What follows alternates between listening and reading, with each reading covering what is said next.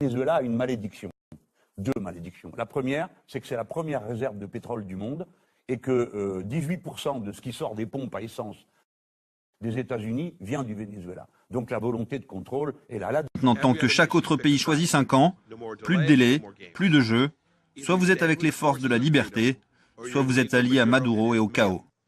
Alors que des manifestations à l'appel de l'opposition sont prévues dans les prochaines heures, Washington menace ce soir Caracas, je cite, d'une réponse significative en cas de violence ou d'intimidation.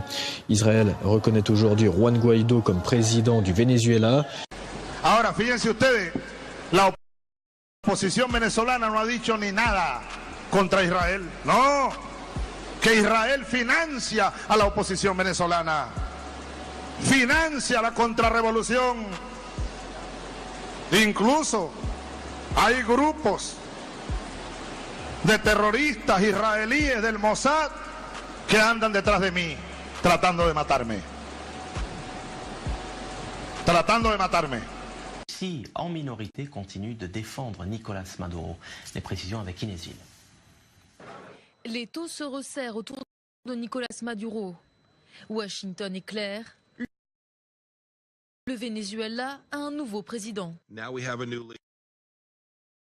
Nous avons maintenant un nouveau leader, Juan Guaidó, au Venezuela, qui a promis de ramener les élections et l'ordre constitutionnel au Venezuela et la sécurité dans la région. Maintenant, il est... Esa es una de las amenazas que tenemos nosotros. Solo que los tenemos controlados. Sabemos dónde se mueven en las islas del Caribe. Tenemos muchos amigos en todas partes, pues. Y ellos no son invisibles.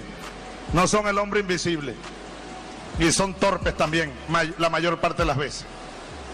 Desde el fondo de mi alma y de mis vísceras al Estado de Israel. Maldito seas, Estado de Israel.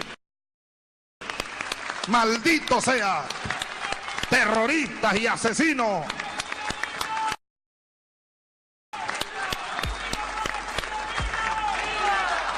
Y viva el pueblo palestino.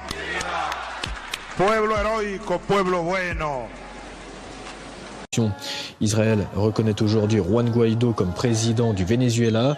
Et de leur côté, Paris, Berlin et Madrid lancent un ultimatum de 8 jours à Nicolás Maduro pour convoquer des élections libres. Faute de quoi, ils reconnaîtront l'opposant Juan Guaidó comme président. Un ultimatum rejeté par le Venezuela.